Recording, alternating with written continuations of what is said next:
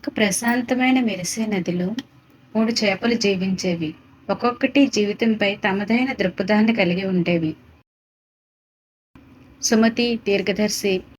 అతను ఎల్లప్పుడూ గమనిస్తూ ముందుగానే ప్రణాళికలు వేసుకునేవాడు.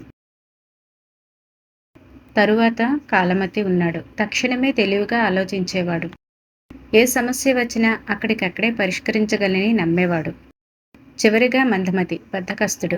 విధి తన దారిన పోతుందని నమ్ముతూ నింపాదిగా ఉండేవాడు.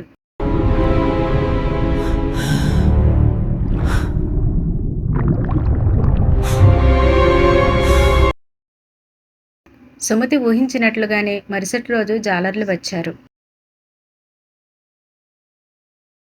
తన పదునైన తెలివితేటలతో మరియు వేగవంతమైన ఆలోచనలతో కాలమతి తప్పించుకోవడానికి ఒక మార్గాన్ని కనుగొన్నాడు. ప్రణాళికలు మరియు అనుకూలత యొక్క విలువను నేర్చుకున్నాయి. దీర్ఘదర్శి మరియు తక్షణ బుద్ధి గల చేపలు బ్రతికాయి. వారి బలాలు వారిని కాపాడాయి.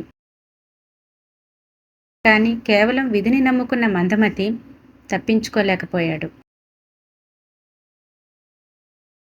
విధి దాని పాత్రను పోషిస్తుంది, కానీ మన చర్యలు, మన ప్రణాళిక, మన అనుకూలత మరియు మన వివేకం మాత్రమే మన ప్రయాణానికి నిజంగా మార్గనిర్దేశం చేస్తాయి. ఇది గుర్తు చేస్తుంది.